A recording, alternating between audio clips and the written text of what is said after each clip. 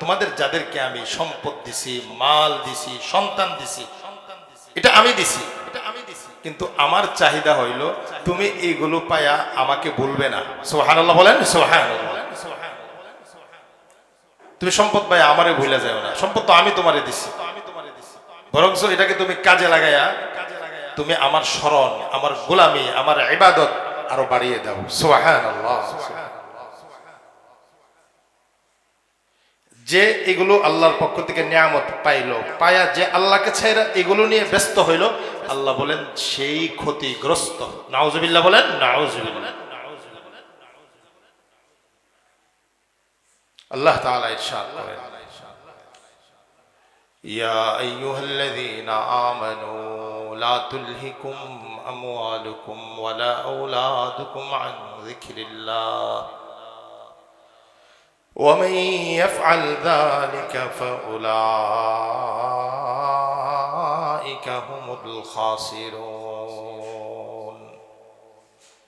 রব্বুল আলামিন ইরশাদ করেন, হে আমার ঈমানদার বান্দারা, হে আমার ওই সমস্ত বান্দারা যাদের হৃদয়ে আমি ঈমানের মতো দৌলত দিয়েছি। সুবহানাল্লাহ। তোমরা যাদেরকে আমি ঈমানের মতো দৌলত দিয়েছি, আমার একত্ববাদের বিশ্বাসের দৌলত আমি তোমাদের যাদেরকে দিয়েছি, তোমরা যারা আখিরাতকে বিশ্বাস করো, হাসর নাসরকে বিশ্বাস করো, জান্নাত জাহান্নামকে বিশ্বাস করো, তোমরা হলে মুমিন, তোমরা হলে ঈমানওয়ালা, তোমাদের হৃদয়ে আমি ঈমানের মতো দৌলত দিয়েছি। তোমাদেরকে আমি বলতেছি, কত মায়া করে বলতেছেন, হে ঈমানদারগণ, লা তুলহিকুম আমওয়ালুকুম ওয়ালা আওলাদুকুম আন যিকরিল্লাহ।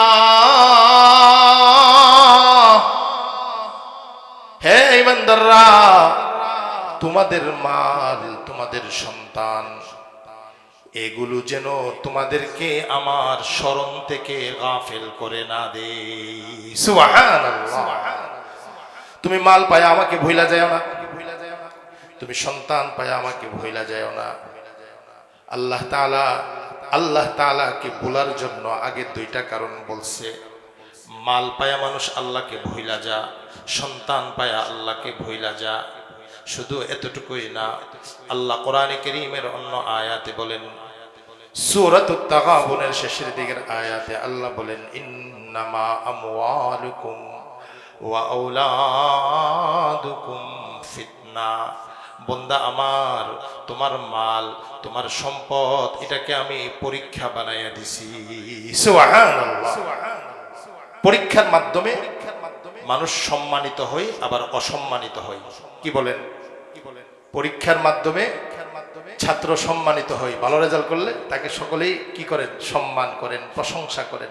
ভালো রেজাল্ট না করলে সকলেই তাকে বলে সে ভালো ছাত্র না। তো আল্লাহ তাআলাও মাল এবং সম্পদকে আমাদের জন্য পরীক্ষা করে দিয়েছেন। এক আলেম বলেন, শুধু পরীক্ষা না, অগ্নি পরীক্ষা। মাল এবং সন্তান শুধু পরীক্ষা না, আল্লাহ যে বলছেন পরীক্ষা, শুধু পরীক্ষা না, অগ্নি পরীক্ষা। ইবনে হাজার আসকালানী আলাইহির রাহমাহ এক হাদিস নিয়ে আসছেন সূরাতুল মুজাদালা, সূরাতুত তাগাবুনের তাফসীরে, ইউতা বিরাজুলিন ইয়াউমাল কিয়ামা, ইউতা বিরাজুলিন ইয়াউমাল কিয়ামাহ ইউকালু লাহু আকালাত ইয়ালুহু ইবাদাতিহি। সরকারে দু আলম নবী বলেন, হাসরের ময়দানে এমন এক বান্দাকে আল্লাহ তাআলা উপস্থিত করবেন। উপস্থিত করার পরে তাকে বলা হবে, তার পরিবার পরিজন তার নেকগুলোকে নষ্ট করে দিয়েছে। নাউজুবিল্লাহ বলেন, নাউজুবিল্লাহ। মুফাসসিরিনে কেরাম ব্যাখ্যা করেন, মানুষ হারামের দিকে যায় নিজের সন্তানদেরকে ভালো রাখার জন্য, অবৈধ পথে যায় নিজের দুনিয়াতে মালওয়ালা হওয়ার জন্য, সন্তানদেরকে ভালো রাখার জন্য। যারা সন্তান আর পরিবারের মায়ায় আখেরাতকে নষ্ট করলো। নবী বলে হাসরের ময়দানে তাদেরকে বলা হবে এদের সন্তান, এদের মাল, এদের আমলগুলোকে নষ্ট করে দিয়েছে। নাউজুবিল্লাহ, নাউজুবিল্লাহ। এই হাদিস আনার পরে মুফাসসির বলতেছে সন্তান সন্ততি এটা হলো অগ্নি পরীক্ষা, অগ্নি পরীক্ষা। এটাই আল্লাহ বলতেছেন তোমরা যারা মুমিন তোমাদেরকে যেন তোমাদের সন্তান, তোমাদের মাল আমার স্মরণ থেকে গাফেল করে না দেই। সুবহানাল্লাহ বলেন। মানে আমি তোমাকে সম্পদ দিয়েছি, এটা আমি দিয়েছি, এটা থাকা কোনো সমস্যা না। তোমাকে সন্তান দিয়েছি, এটা তোমার কাছে থাকাও কোনো সমস্যা না। যখন তুমি এগুলো পেয়ে আমাকে ভুলে যাবে, যখন তুমি এগুলো পেয়ে নামাজ ভুলে যাবে, যখন তুমি এগুলো পেয়ে যাকাত ভুলে যাবে, যখন তুমি এগুলো পেয়ে আল্লাহর হুকুম ভুলে যাবে, আল্লাহর কোরআন বলে, তখনই তুমি হয়ে যাবে ক্ষতিগ্রস্ত। নাউজুবিল্লাহ। এই কোরআন দিয়ে আমি আপনাদেরকে এটা সুস্পষ্ট করে দিলাম। আল্লাহ যে সন্তান এবং মালের কথা বলছেন, শুধু আমাদেরকে সতর্ক করছেন যে এটা আমি দিছি, এটা কোনো নিন্দনীয় না। এটা পাওয়ার দ্বারা তোমার এমন না যে তুমি মালওয়ালা হয়েছো দেখে তুমি আমার কাছে অপছন্দনীয়। তবে আমার চাহিদা হইল দুনিয়ার সব নিয়ামত আমি তোমাদের জন্য সৃষ্টি করেছি, আর তোমাকে বানাইছি আমার ইবাদতের জন্য। সুবহানাল্লাহ, সুবহানাল্লাহ। তুমি তোমার পরিবারকে সময় দিবা, তুমি তোমার ব্যবসায় সময় দিবা, কিন্তু দিলে থাকতে হবে সুবহানাল্লাহ। পড়েন সুবহানাল্লাহ, সুবহানাল্লাহ, সুবহানাল্লাহ, সুবহানাল্লাহ। আমি দোকানে বসা আছি, আমার চিন্তা চেতনা ব্যবসার কাজে আমি ব্যস্ত রাখতে পারি, আমার হাত ব্যস্ত রাখতে পারি, আমার জবান ব্যস্ত রাখতে পারি, কিন্তু দিলে আমার আল্লাহর স্মরণ থাকবে। আমি দিলে দিলে পড়বো আস্তাগফিরুল্লাহ, আস্তাগফিরুল্লাহ, আস্তাগফিরুল্লাহ। কখনো কখনো পড়বো দুরূদ শরীফ সাল্লাল্লাহু আলাইহি ওয়াসাল্লাম, সাল্লাল্লাহু আলাইহি ওয়াসাল্লাম। কখনো কখনো আলহামদুলিল্লাহ পড়বো। এটাই আল্লাহ তাআলা সূরাতুল জুমাতেও বলছেন, ফাইদা কুদিয়াতিস সালাত, যখন তোমরা জুমার নামাজ আদায় করছো, ফান্তাশিরু ফিল আরদ, এবার মসজিদে বসে থাইকো না, এবার জমিনে ছড়িয়ে পড়ো, জমিনে যাও, জমিনে বিচরণ করো, আর আমার রিজিক তোমরা তালাশ করো। সুবহানাল্লাহ। রিজিক তালাশ করার সময় কি করবা? হাতে দোকানের কাজ করবা, আর দিলে থাকবে ওয়াযকুরুল্লাহ, ওয়াযকুরুল্লাহ কাসীরা। আল্লাহ বলেন তুমি তোমার হাত দিয়ে তুমি তোমার ব্যবসার কাজ করবা, পরিবারের কাজ করবা, আর তোমার হৃদয়ে আমি আল্লাহর স্মরণ থাকবে। সুবহানাল্লাহ। ওয়াযকুরুল্লাহ কাসীরা। আল্লাহ বলেন বেশি বেশি আমাকে স্মরণ করবা। পুরস্কার কি? পুরস্কার কি? আল্লাহ বলেন লাআল্লাকুম তুফলিহুন। তুমি ব্যবসার কাজ করতেছো হাত দিয়ে, আর হৃদয়ে আমার স্মরণ আছে, যাও আমি লিখে দিলাম তুমি সফল কাম। সুবহানাল্লাহ। তুমি পরিবারকে সময় দিতেছো, কিন্তু হৃদয়ে আমার স্মরণ আছে, আমি তোমাকে লিখে দিচ্ছি, বলে দিচ্ছি তুমি সফল কাম। তাহলে সম্পদ এটা আল্লাহর নিয়ামত, সন্তান এটা আল্লাহর নিয়ামত। যখন এগুলোও থাকবে আর আমার হৃদয়ে আল্লাহর স্মরণ থাকবে, আল্লাহ তাআলা এই নিয়ামতগুলোকে আরো বাড়িয়ে দিবেন। সুবহানাল্লাহ। আর যখনই শুধু এগুলোতে ব্যস্ত, এমন ব্যস্ত হয়েছি যে এদের জন্য আল্লাহর হুকুম ছুটে যাইতেছে। কি বলেন? ছুটে কি ছুটে না? বলেন ছুটে। পারিবারিক কাজের জন্য আমাদের জামাত ছুটে না? কি বলেন? কথা বলেন না আমার সাথে। জামাত ছুটে না? ছুটে। ছুটে যা, নামাজ ছুটে যা না। আল্লাহ এটাই চায় যে আগে বান্দা তুমি আমারে দাও, আমি তো তোমারে দেব। তুমি তো তোমার যোগ্যতা অনুযায়ী দিবা, তুমি তোমার সাধ্য অনুযায়ী দিবা, আর আমি আল্লাহ আমার ক্ষমতা অনুযায়ী তোমাকে বদলা দেব। সুবহানাল্লাহ। আমি আমার সাধ্য অনুযায়ী আল্লাহর গোলামি করবো, ইবাদত করবো। এই জন্যই তো একবার সুবহানাল্লাহ বলছি, একবার সুবহানাল্লাহ বলছি, 10 বার সুবহানাল্লাহর সওয়াব। সুবহানাল্লাহ বলেন না?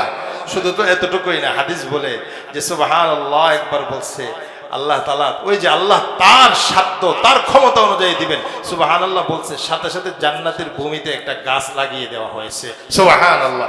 জিন্দেগিতে যতবার আমি আপনি সুবহানাল্লাহ বলবো, ততবার জান্নাতের ভূমিতে একটা গাছ লাগিয়ে দেওয়া হবে। সুবহানাল্লাহ, সুবহানাল্লাহ। এটা হলো আল্লাহ তাআলার ক্ষমতা অনুযায়ী আল্লাহ তাআলা আমাদেরকে দিবেন।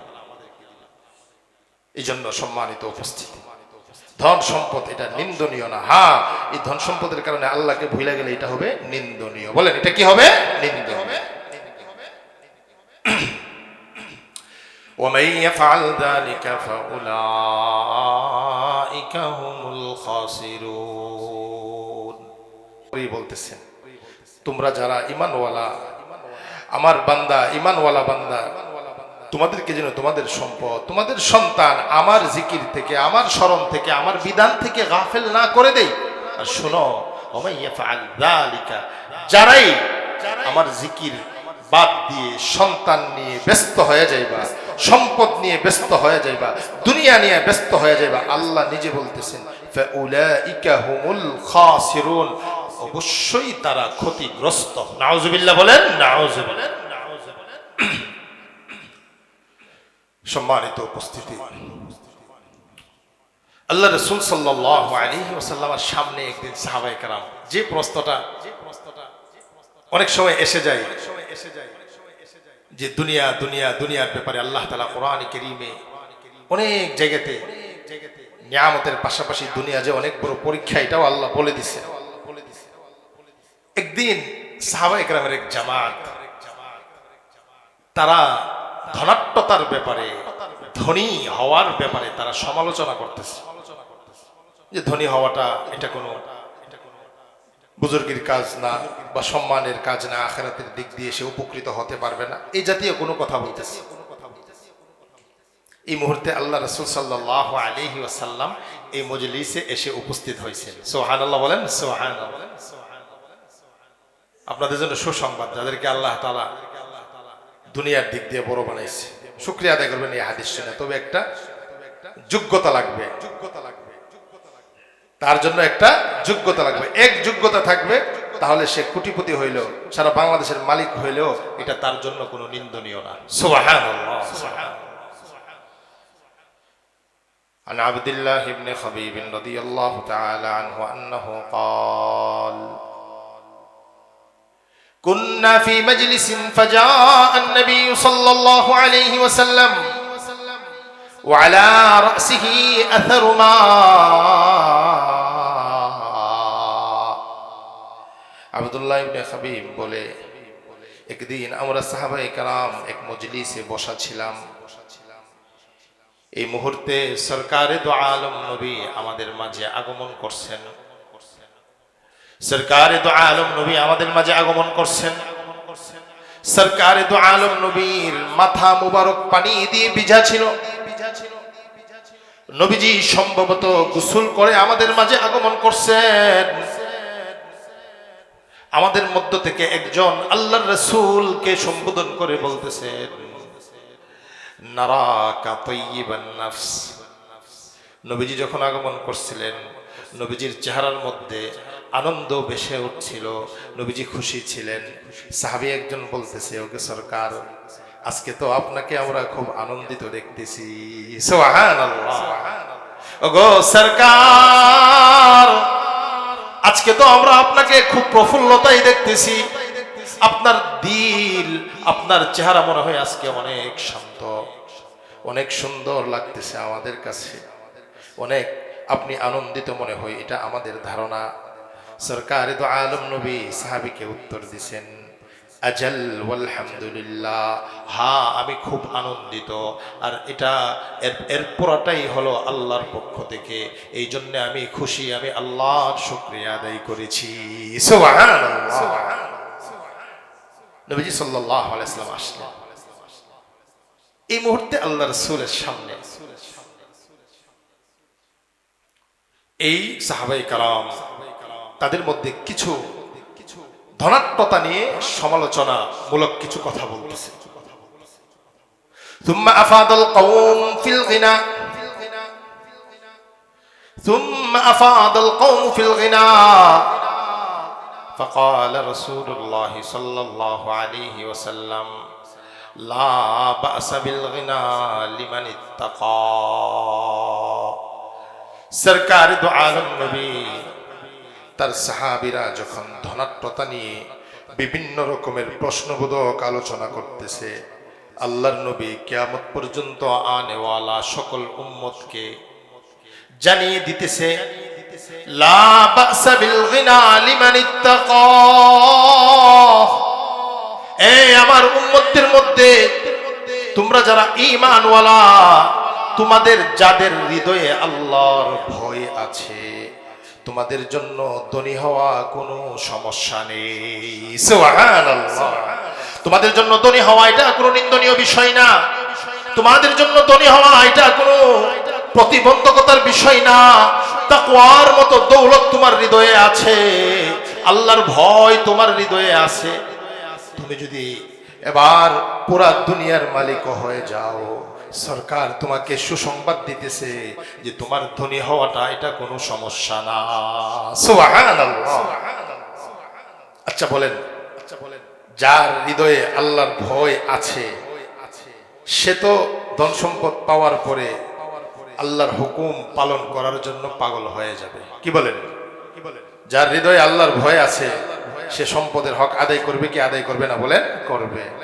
সম্পদের হক থেকে সে তার পরিবারের হক আদায় করবে, সম্পদ থেকে ভাই বোনদের হক আদায় করবে, মা বাবার হক আদায় করবে। আর যদি আল্লাহর ভয় না থাকে তাহলে মা বাপ না খায়া থাকলেও খবর নেবে না, অথচ পাঁচ বাড়ির মালিক, পুরা এলাকার মালিক, কিন্তু মা বাবার খবর নেয় না। সমস্যা কি? তার ধনাঢ্য, সে ধনী হওয়াটা এটা নিন্দনীয়, বরং নিন্দনীয় না, আল্লাহর ভয় না থাকার কারণে তার ধনী হওয়াটা তার ধ্বংসের জন্য ধ্বংসের কারণ হয়ে যাবে। সে দুনিয়াতেও লাঞ্ছিত হবে, আখিরাতেও লাঞ্ছিত হবে। নাউজুবিল্লাহ বলেন, নাউজুবিল্লাহ বলেন। আল্লাহ রাসূল সাল্লাল্লাহু আলাইহি ওয়াসাল্লাম একবারে সহজ ভাবে আমাদেরকে বুঝিয়ে দিয়েছে। একবার আপনাদেরকে আমি জিজ্ঞেস করব, আচ্ছা বলেন, যারা আল্লাহকে ভয় করে তারা কোটিপতি হইলে কোনো সমস্যা আছে? কথা বলেন আমার সাথে, কোনো সমস্যা আছে? কারণ সে কোটিপতি হইতে গিয়ে আরেকজনকে মারবে না, আরেকজনের সম্পদ ছিনিয়ে নিবে না, আরেকজনের সম্পদ জুলুম করে নিবে না, আরেকজনের হক মেরে নিজে বড় লোক হবে না যদি আল্লাহর ভয় তার ভিতরে থাকে। আর আল্লাহর ভয় না থাকলে ভাইয়ের সাথে সম্পর্ক শেষ করে দিবে সম্পদের জন্য, বোনের সাথে সম্পর্ক শেষ করে দেবে সম্পদের জন্য, প্রতিবেশীর সাথে সম্পর্ক শেষ করে দেবে সম্পদের জন্য। এমন এক অবস্থা হবে যে সে শুধু সম্পদ আর দুনিয়া আর কোনো কিছুই তার সামনে মুখ্য বিষয় না। তার এই দুনিয়া সে অন্যায়ভাবে অর্জন করবে আর এই মালের হক আদায় করবে না, আবার অন্যায় পথে ব্যয় করবে যার ভিতরে আল্লাহর ভয় থাকবে না। এর দ্বারা, এর মাল দ্বারা দ্বীনের ক্ষতি হবে, ইসলামের ক্ষতি হবে, সমাজের ক্ষতি হবে, কারণ এর ভিতরে আল্লাহর ভয় নাই। এজন্য নবীজি সাল্লাল্লাহু আলাইহি ওয়াসাল্লাম, আল্লাহ তাআলা তো আমার আপনার নবীকে সর্বমর্ম বাণী দান করছেন। এক কথার ভিতরে অনেক বিষয়ের সমাধান রেখে দিয়েছেন, এক কথার ভিতরে অনেক বিষয়ের, অনেক রোগের ঔষধ রেখে দিয়েছেন। উম্মত আমার, তুমি ধনী হও, তুমি কোটিপতি হও, তোমার ভিতরে আল্লাহর ভয় আছে, কোনো সমস্যা নেই। তোমার ভিতরে আল্লাহর ভয় নাই, তোমার কোটিপতি হওয়াটা তোমার ধ্বংসের কারণ হয়ে যাবে। নাউজুবিল্লাহ বলেন, নাউজুবিল্লাহ। তাহলে এই হাদিসে আল্লাহ তাআলা যাদেরকে সন্তান দান করছেন তাদের জন্য আল্লাহর রাসূল সুসংবাদ দিয়েছেন, তুমি তাকওয়া অর্জনকারী, তাকওয়া আছে, তোমার সম্পদ এটা কোনো নিন্দনীয় না, বরং এটা প্রশংসনীয় হবে। তোমার সম্পদ ইসলামের কাজে লাগবে, মসজিদের কাজে লাগবে, মাদ্রাসার কাজে লাগবে, সমাজ সেবার কাজে লাগবে, অসহায়দের কাজে লাগবে, বিধবাদের কাজে লাগবে, ইয়েতিমদের কাজে লাগবে। কারণ তুমি তো চিন্তা করো, আল্লাহ আমাকে সম্পদ দিয়েছে, আল্লাহ এই সম্পদে হক রেখেছে, আল্লাহ এই সম্পদে আল্লাহর হক রাখছে, বান্দার হক রাখছে। যখন আল্লাহর ভয় থাকবে, ওই ধনী ব্যক্তি দুনিয়ার ভাই বোন, পাড়া প্রতিবেশী, গরিব দুস্থ যারা আছে তাদের হক আদায় করবে, আবার আল্লাহর হকও আদায় করবে। সুবহানাল্লাহ। একবারে সহজ বিষয়টা, একবারে আপনাদের সামনে সুস্পষ্ট আমি মনে করি যে যার ভিতরে আল্লাহর ভয় আছে সে ধনী হওয়াটা কি না, কোনো সমস্যা না। একজন তাজের ব্যবসায়ী, তার ভিতরে আল্লাহর ভয় আছে, তাহলে সে ব্যবসার মাধ্যমে হাজার কোটি টাকার মালিক হবে, কিন্তু সে কোনোদিন তার কাস্টমারকে ঠকাইবে না। এক নাম্বার বললে 5 নাম্বার দিয়ে দিবে না, ভালো মালের কথা বলে খারাপ মাল দিয়ে দিবে না। দেখেন, আমরা যদি আমাদের নিজেরা ফিকির করি, দেখেন তাকওয়া, খোদাভীতি, আল্লাহর ভয়, এটা সমাজের প্রত্যেকটা প্রত্যেকটা জায়গাতে কত গুরুত্বপূর্ণ। স্ত্রীর যদি আল্লাহর ভয় না থাকে তাহলে সে স্বামীর খেয়ানত করবে, স্বামীর হুকুমের অমান্য করবে। ঠিক স্বামীর ভিতরে যদি আল্লাহর ভয় না থাকে সে স্ত্রীর হক আদায় করবে না। বাবার ভিতরে যদি আল্লাহর ভয় না থাকে সে সন্তানের হক আদায় করবে না। সন্তানের ভিতরে যদি আল্লাহর ভয় না থাকে সে বাবার হক আদায় করবে না। ব্যবসায়ী তার ভিতরে যদি আল্লাহর ভয় না থাকে তাহলে সে কাস্টমারের হক আদায় করবে না। জায়গায় জায়গায় আল্লাহর ভয় থাকবে, তাহলে আমরা আমাদের কাজ লেনদেন সব কিছুতে আমরা নিরাপদ থাকবো। সুবহানাল্লাহ। কালকে আপনাদের এলাকার এক যুবক, সে মাদ্রাসার অফিসে গেছে, কিছু টাকা দান করছে, সে এক ভার্সিটিতে চান্স পাইছে। আমি তার কথা শুনে খুব আনন্দিত হইলাম। তারপর আমি বললাম যে তোমাদের মতো যুবক যদি বাংলাদেশের দায়িত্বশীল জায়গাতে যাও তাহলে এই দেশে দুর্নীতি হবে না। রাস্তার কাজের মধ্যে 20 কোটি টাকার জায়গাতে 5 কোটি টাকা দিয়ে কাজ সেরে ফেলবে না, কারণ তোমাদের মতো ইঞ্জিনিয়াররা গেলে তখন এগুলো হাতে হাতে ধরবা, প্রতিবাদ করবা, আর এই দুর্নীতি মুক্ত হবে, এই দেশ আপনা আপনি উন্নত হবে, আপনা আপনি এই দেশের অর্থনৈতিক অবস্থা ভালো হবে। আর যতদিন দুর্নীতি থাকবে, হাজার সিসি ক্যামেরা, হাজার আইন, কোনো কিছু হবে না। ওই সিসি ক্যামেরার আড়ালেই সব খেয়ে ফেলবে, সামনাসামনি সব খেয়ে ফেলবে। যে ধরবে সেও দুর্নীতিতে সম্পৃক্ত। কারণ কি? ঔষধ একটাই, হৃদয়ে আল্লাহর ভয় নেই। আচ্ছা, কি বলেন? আল্লাহর ভয় এটা সমাজের সকল জায়গাতে, সকল সদস্যদের ভিতরে থাকলে আমাদের লেনদেন, আমাদের আচার আচরণ, আমাদের কথাবার্তা, আমাদের চালচলন সব জায়গাতে কি থাকবে বলেন? নিরাপদ থাকবে। বলেন কি থাকবে? নিরাপদ থাকবে। স্ত্রীর ভিতরে আল্লাহর ভয় আছে, তাহলে তার কাছে স্বামীর সম্পদ নিরাপদ, স্বামীর ইজ্জত নিরাপদ, স্বামীর বাড়ি নিরাপদ, স্বামীর সব কিছু নিরাপদ। ঠিক তেমনি ভাবে স্বামীর ভিতরে আল্লাহর ভয় আছে, স্ত্রীর সকল কিছু তার কাছে নিরাপদ। সন্তানের ভিতরে আল্লাহর ভয় আছে, সে কোনোদিন মা বাবাকে বৃদ্ধাশ্রমে পাঠাইবে না। হ্যাঁ, আল্লাহর ভয় থাকবে না, হাজার কোটি টাকার মালিক হবে, কিন্তু মা বাবাকে সময় দিবার সুযোগ থাকবে না। তাদের মা বাবাকে তারা বৃদ্ধাশ্রমে নিজেরা দিয়ে আসে। নাউজুবিল্লাহ বলে, নাউজুবিল্লাহ। আল্লাহ রাসূল সাল্লাল্লাহু আলাইহি ওয়াসাল্লাম এটাই বলছেন, লা গিনা লা বা'সা বিল গিনা লিমান ইত্তাকা। আমার উম্মত, তোমরা যারা সম্পদওয়ালা, মালওয়ালা, তাকওয়া অর্জনকারী হইলে তোমাদের মাল এটা তোমাদের জন্য কোনো সমস্যা না, এটা তোমাদের জন্য কোনো নিন্দনীয় না। তবে শোনো, মালের চাইতেও আরেকটা বড় নিয়ামত মুত্তাকি যারা, যারা আল্লাহকে ভয় করে, মালের চাইতেও আরেকটা বড় নিয়ামত হলো, এটা হলো একজন মুত্তাকি মালের চাইতেও তার কাছে সবচাইতে বড় নিয়ামত হলো শরীরের সুস্থতা। সুবহানাল্লাহ। দেখেন কত বড় পরিপূরক কথা বলছেন আল্লাহ রাসূল সাল্লাল্লাহু আলাইহি ওয়াসাল্লাম। আল্লাহু ওয়াস-সিহহাতু লিমান ইত্তাকা খায়রুম মিনাল গিনা। নবী বলেন, একজন মুত্তাকি ক্ষুধাবিরু বান্দার জন্য তার মালের দিক দিয়ে ধনাঢ্য হওয়ার চাইতে সুস্থতার দিক দিয়ে সে ধনাঢ্য, এটা তার কাছে সবচাইতে বড় নিয়ামত হবে। সুবহানাল্লাহ। স্বাভাবিক। আচ্ছা বলেন, আমি অসুস্থ, আমার কোটি টাকা আছে, তো ওই সময় কি কোটি টাকার মূল্যায়ন আমার কাছে বেশি না আমার সুস্থতা বেশি মূল্যায়ন? বলেন সুস্থতা। আল্লাহু আকবার। আল্লাহ রাসূল সাল্লাল্লাহু আলাইহি ওয়াসাল্লাম কি দামি কথা বলে গেছে, সকলেই জানি। সুস্থতা, হাজার কোটি টাকা খরচ হয়ে যাচ্ছে, সুস্থতা মতো নিয়ামত আসতেছে না। তখন মনে চায়, কারোর ব্যাপারে এমন শোনাও যায়, আমার সব সম্পদ নিয়ে যাও, তো আমাকে সুস্থতা দান করো। তাহলে একজন মুত্তাকির জন্য সম্পদের ধনাঢ্য হওয়ার চাইতে সুস্থতার মাধ্যমে ধনী হওয়াটা সবচাইতে বড় নিয়ামত। সুবহানাল্লাহ বলেন, সুবহানাল্লাহ। মানে সহজ ভাষায় তার কাছে মালের চাইতে সুস্থতার নিয়ামত বড় নিয়ামত। কারণ তার ভিতরে আল্লাহর ভয়। আমি সুস্থ থাকবো, তো আল্লাহর হুকুম বেশি বেশি আদায় করতে পারবো। সুবহানাল্লাহ বলেন না, সুবহানাল্লাহ। এখানে একটা হাদিস আমি আপনাদেরকে শোনাই। একজন মানুষ যখন সুস্থ অবস্থায় সে যথাযথ আল্লাহ তাআলার বন্দেগী করে, নফল নামাজ আদায় করে, বুখারী শরীফের 6996 নম্বর হাদিস। আল্লাহ রাসূল সাল্লাল্লাহু আলাইহি ওয়াসাল্লাম তাদের জন্য সুসংবাদ দিয়েছেন। সুস্থ অবস্থায় সে ইবাদতে সময় কাটাইছে, সে অসুস্থ হয়ে গেল, আল্লাহ তাআলা তার জন্য বড় পুরস্কার রাখছেন। সুবহানাল্লাহ। ইযা মারিদাল আবদু আও সাফার কুতিবা লাহু মিসলু মা কানা ইয়ামালু মুকিমান সহিহা। সরকার দু আলম নবী বলেন, কোন বান্দা যখন অসুস্থ হয়ে যায়, কোন বান্দা যখন সে অসুস্থ হয়ে যায়, অথবা সে মুসাফির, বাড়ি থেকে বের হয়েছে, ব্যবসায়িক কাজে সে অন্য জায়গাতে ভ্রমণ করতেছে, নবীজি বলেন সে মুসাফির হওয়ার কারণে সে নফল ইবাদত গুলো করতে পারে না। এমনি ভাবে অসুস্থ হয়ে যাওয়ার কারণে সে লম্বা তেলাওয়াত করতে পারে না, অথবা মসজিদে আসতে পারে না, আসলেও সে বসে বসে নামাজ পড়ে, দাঁড়িয়ে নামাজ পড়তে পারে না। এই হাদিস তাদের জন্য সুসংবাদ দিচ্ছে যারা অসুস্থ হওয়ার কারণে সুস্থতার মতো ইবাদত করতে পারতেছে না, সফরের মধ্যে থাকার কারণে বাড়িতে থাকার মতো ইবাদত করতে পারতেছে না। আল্লাহর নবী বলেন তারা মুসাফির অবস্থায়ও বাড়িতে থাকার ইবাদতের সওয়াব পাইবে। সুবহানাল্লাহ। অসুস্থ হয়ে গেছে বান্দা, সুস্থ অবস্থায় অনেক নফল ইবাদত করত, কিন্তু অসুস্থ হওয়ার কারণে করতে পারে না।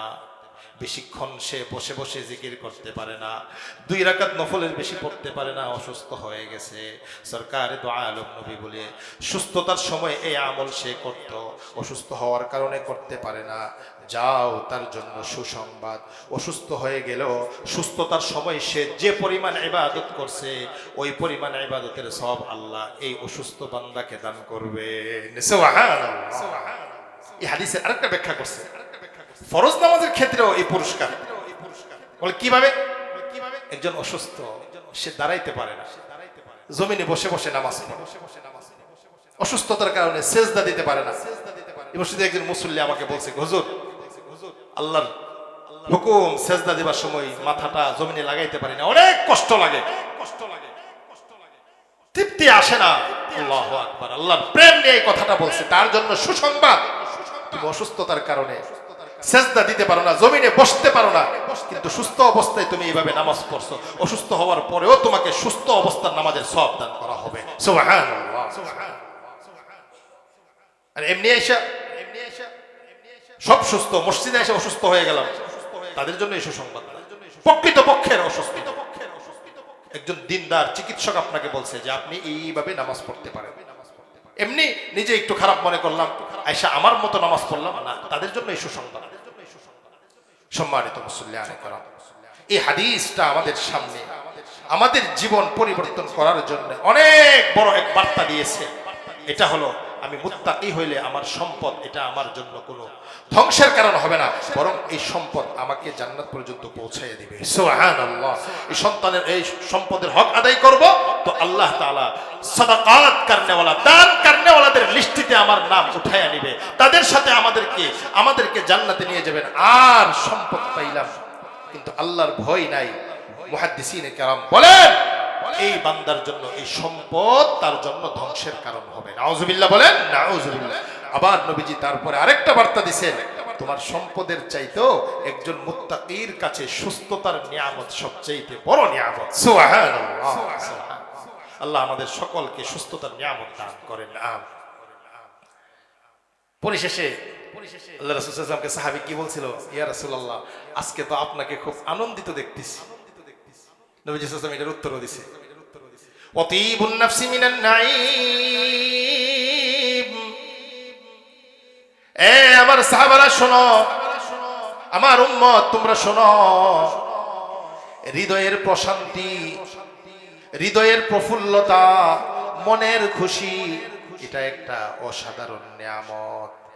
এটা এত বড় নিয়ামত যে এই নিয়ামত যার আছে তার ইবাদতেও শান্তি লাগে, তার বন্দেগীতেও শান্তি লাগে, তার দুনিয়াবি সব কাজগুলো হয় সুন্দর, সব কাজগুলো হয় পরিচ্ছন্ন। আর দিলে যদি পেরেশানি থাকে তার ইবাদতের মধ্যেও সমস্যা হয়। কি বলেন? কোরআন এটা বলছে। শয়তান চা যে মুমিন পেরেশান থাকো। নাউজুবিল্লাহ বলেন, নাউজুবিল্লাহ। এই আয়াতের ব্যাখ্যা করছেন ইবনুল কাইয়্যিম রাহিমাহুল্লাহ। তিনি বলেন শয়তান মানুষকে দুশ্চিন্তায় ফেলে রাখতে চায়, কারণ দুশ্চিন্তা মানুষের হৃদয়কে দুর্বল করে দেয়, দুশ্চিন্তা মানুষের ইচ্ছা শক্তিকে দুর্বল করে দেয়। দুশ্চিন্তার কারণে মানুষ দুর্বল হয়ে যায়। চিন্তার কারণে এমন দুর্বল হয় যে সে কাজ করার ক্ষমতা রাখে না। এটা শয়তান করে। শয়তান সবচেয়ে বেশি আনন্দিত হয় মুমিন যেন পেরেশানিতে থাকে। এই জন্যই নবীজি সাল্লাল্লাহু আলাইহি ওয়াসাল্লাম সকাল বিকাল দুশ্চিন্তা থেকে আল্লাহ তাআলার কাছে আশ্রয় চেয়েছেন। সুবহানাল্লাহ। আমরা আশ্রয় চাইবো, আল্লাহ আপনি আমাদেরকে দুশ্চিন্তা মুক্ত জীবন দান করেন, আমিন। বলেন দুশ্চিন্তা এটা কে আমাদের দিলে ঢেলে দেয়? শয়তান। বলেন কে ঢেলে দেয়? শয়তান। এই জন্য নবীজি বলতেছেন অতীবুন নাফসি মিনান নাঈম, হৃদয়ের শান্তি এটা অনেক বড় এক নিয়ামত। সুবহানাল্লাহ। আল্লাহ তাআলা আমাদের সকলকে তাকওয়ার মতো সম্পদ দান করেন, যেন এই সম্পদ পাওয়ার দ্বারা আমরা দুনিয়া আখিরাতে উত্তম বান্দা হতে পারি। আল্লাহ তাআলা আমাদেরকে সুস্থতার নিয়ামত দান করেন। আল্লাহ তাআলা আমাদেরকে হৃদয়ের আনন্দ দান করেন, আমিন। আমাদের সন্তান, আমাদের সম্পদ, এগুলো যেন আমাদেরকে আল্লাহ তাআলার জিকির থেকে গাফেল না করে দেয়, বরং সম্পদ এবং সন্তান এরা যেন আমাদেরকে আখিরাতের পথ সহজ করে দেয়। আল্লাহ যেন তাদেরকে এমন নেককার বানিয়ে দেন, আমিন। ওয়া আখিরু দাওয়ানা আলহামদুলিল্লাহি রাব্বিল আলামিন।